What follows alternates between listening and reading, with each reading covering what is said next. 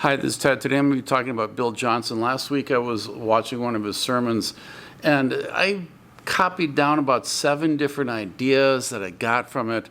And those ideas that he presented came from 7 different categories, teachings, different eras of the charismatic thinking and their theology and how they put together what is biblical and what isn't. I pretty much came down to Joel's Army, the Latter Rain movement, Word of Faith, Rhema Word, Prophetic movement, Prosperity Gospel, and Recovery teaching. I'm going to focus on one of those actually to begin with, and I'm going to end up with another one. You will see why.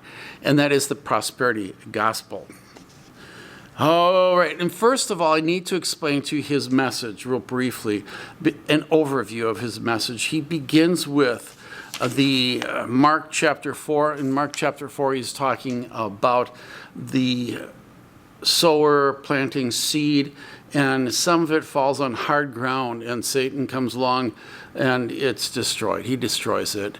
And what he's going to suggest, and you don't get this very clearly in his message, but it definitely is where he's going. It's what he intended, I guarantee you, is what he intended for everybody to get. And that is the Word of God coming to you.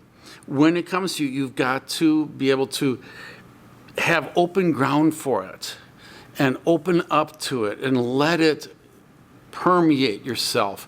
And once it saturates and gets in there, then it can do its work. And that's where it's going with it.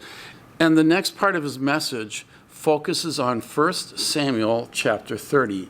In 1 Samuel chapter 30, David and his group, he had a group of people, they were fighting the Philistines, but then they had to become friendly to the Philistines in order to get into good favor because he was on the run from Saul, and they thought he would be great to have on their side because he could fight Saul. And they wanted to overcome Israel, and their king was King Saul, who wanted to kill David because Saul was jealous of David, knew that David would be the next king, and it wouldn't go to his son if he allowed David to live. So he's after David and David's men out in the wilderness. David finds a city, Gerar, I believe it is, in the Philistine area, and the Philistine king says, "This guy's great. I love having this guy in my side." And so he gives him a city for him and his men to be able to hang out, and their wives and children. Well, now that all that was explained, David and his men go with the king of Philistines to fight Saul. At least David sets it up to sound like he's going to. And the king loves David, the king of the Philistines, and he says, "Sure, you can go with us." But all the generals say, "Don't you dare let David. You know, he is a powerful guy. All he has to do to get in good graces with Saul is turn against us." They were smart, all right? The king of the Philistines was going with his heart, and that was not the right thing to do in this situation from his point of view. Anyway, he has to send David home. And so he sends David and his men home. "Sorry, guys, you can't come. I really feel bad about this, but, and David says, What did I do? What did I do?" He says, "No, it's not you. It's my generals, okay?" And David realized he's not going to win in this battle. So he goes to his city with his men, and they find that somebody else came and took over everything, basically took everything, all the goods, the wives and the children, and just grabbed them and took off. It's what they did in those days. And so David and his men kind of wept and just like, "Oh man, what are we going to do?" David took comfort in the Lord because his men were talking about killing him. And then he decides, I'll talk to the prophet. The prophet, he says to him, he says, "Should we go up?" "Yes, you should go up." "Will we win this battle?" "Yes." So he turns to God. And this is where our Bill Johnson is going to go with this, that we need to do this kind of stuff, that we need to turn to the Lord and say, "Is it time?" And if it's time, God says, yes, it is time, then we need to go up and take back what was taken from us. Great. All right. Now, on top of all this, Bill Johnson says 2022 is the year of prosperity. I'm sure he's getting this from other prophets. I'm not sure which prophets he likes, which prophets he listens to, but he believes that 2022 is the year of prosperity. So, therefore, putting it all together, what we need to do is to be able to turn to the Lord, because this is the time. And we need to say, Lord, shall I go up? And God, because he's saying it is time, we need now, because this is the word God is giving to us, that it is time. That's the word that is planted. And if we just let that word go, nothing's going to happen. We're not going to get the prosperity, the things that we've lost in life in this last year or two during COVID. And so what we need to do is take hold of that word, let it germinate within us, and go out and take that which you have lost. Pursue, and you will recover all.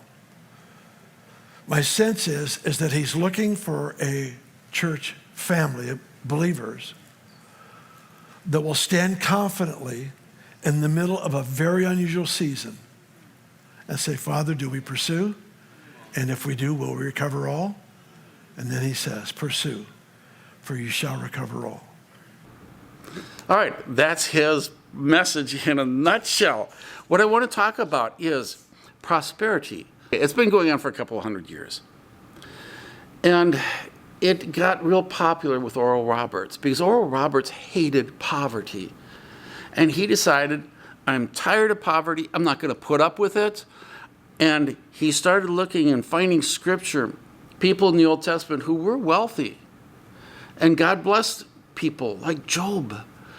And Job, yeah, he lost it for a while, but God gave it back to him.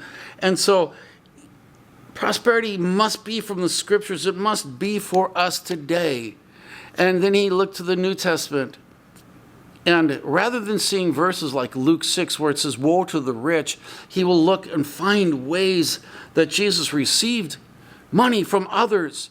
And he builds up this teaching that Jesus and his apostles were wealthy. And that's what God wants. And this is what it comes down to. God wants us healthy and wealthy.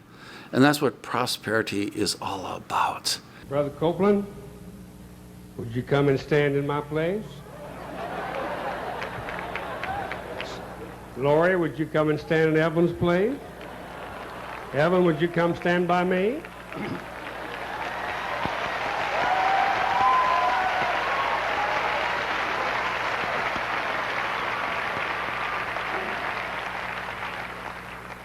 Now, Brother Copeland and your dear wife, Laura, would you look at us? Look on us. Hey. Silver and gold have we plenty.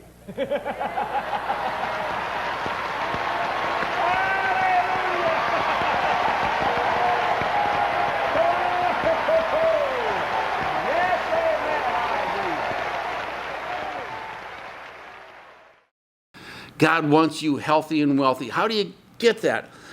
You get it by taking hold of his word and claiming it and taking it. It's yours.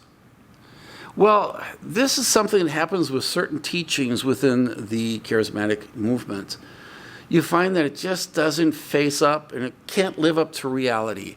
So you see people like Kenneth Copeland rebuking COVID. I was going to say rebuking Copeland. He should rebuke Copeland, but he rebukes COVID publicly. Oh, it gets out. I'd be embarrassed. I'm sure he was.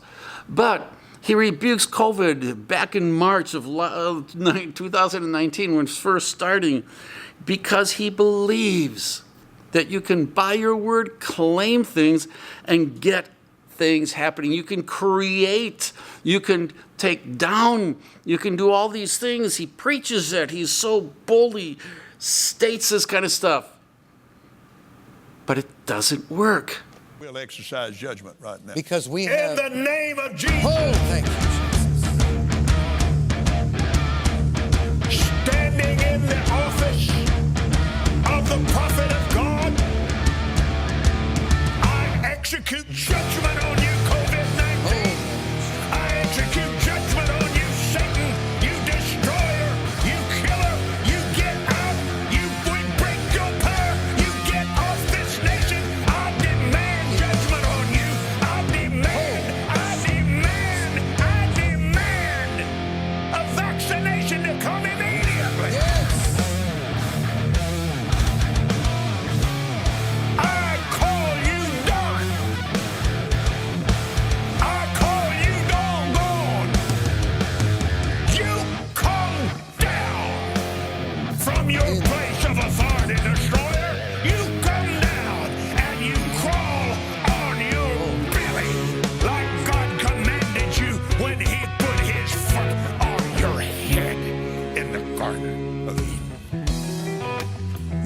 destroy through COVID-19. No more! No more. No more. It No more. is finished. Finished. It is over. And the United States of America. Now, why doesn't it work? He doesn't have enough faith, evidently.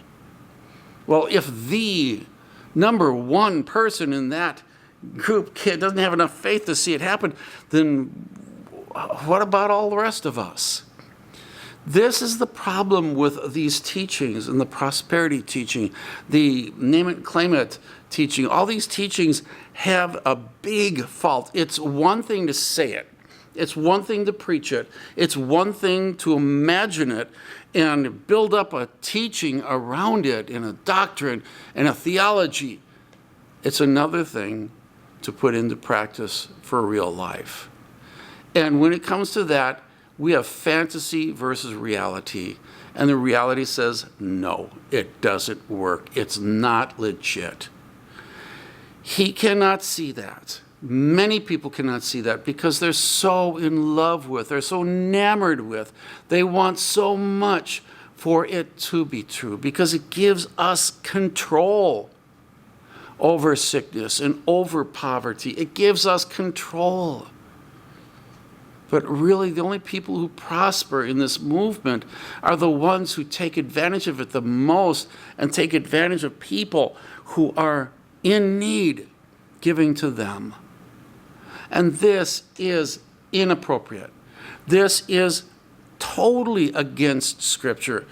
Enough of that. So back to Bill Johnson. Bill Johnson is piggybacking on this prosperity teaching that you should be healthy and wealthy. And it's given to you at the cross of Jesus Christ.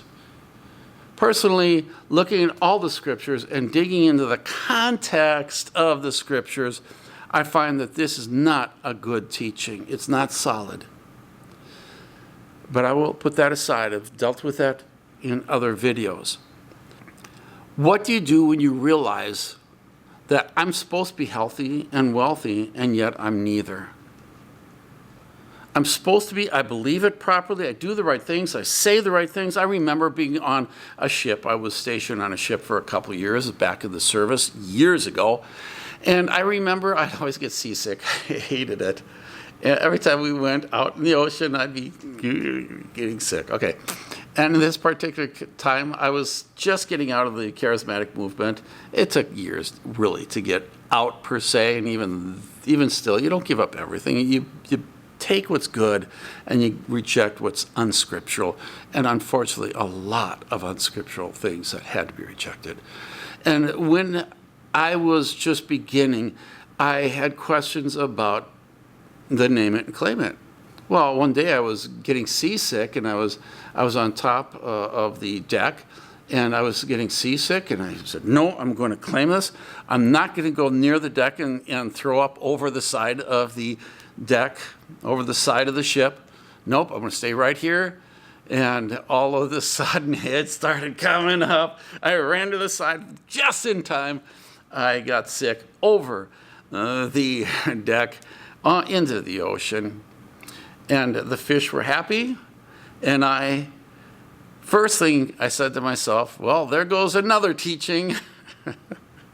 Why? Because it didn't work. And it should have.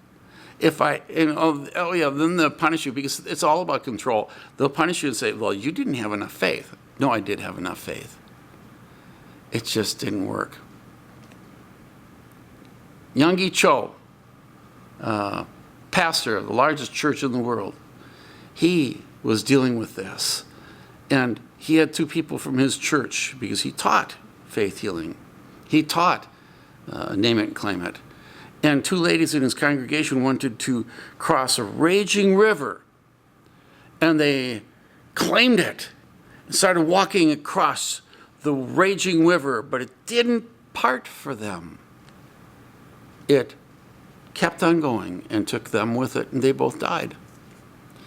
And I think that was what changed his mind. He came up with a whole new teaching, and that whole new teaching is Rhema faith. Now, I'm going to leave it there because I don't want this to be about Rhema faith, but I saw a lot of it in this message from the pastor we're talking about, Bill Johnson. All right, I want to get back to the prosperity. When prosperity doesn't work, what do? Tap into the prophets and promise it for the future. There you go. That one is always going to work, okay? It's like, I think about the psychics because they give you this kind of stuff, this general, things are going to go well for you, and promise that. And because people want to know, people want control. They want to know things are going well for them and going to be going well for them in the future. They're afraid of the future. And by telling them and having that authority, having that prophetic aura, having that pastor aura, having the aura of being somebody in the know who says 2022 is the year of prosperity. Oh, I'll hunger for it. I'll grab it. I'll say, oh, praise God, it's going to be really good this year. But when this year fails, and it fails to bring the prosperity, the message will be long forgotten. Very few people will turn back and say, the pastor promised that it would be good, but it's not. That's the wonderful thing about promising that God will give back to you everything you lost. And by the way, if I lost a member of my family to COVID, how is God going to give back? Is he just going to give me another member of the family? Is it like puppy dogs, where your dog dies, you just get another puppy, and you're better within weeks? No. There's so much missing from this teaching, so much wrong about this teaching. And unfortunately, Bill Johnson is steeped in it, and so many others. And this is Ted, and you all have a good day. This passage that I was actually sent, a friend of mine sent it to me this week, kind of just a personal promise for me and for our family, out of Zechariah chapter 9, I think it's verse 12, where the Lord says, and I will restore double to you what was taken, what was stolen.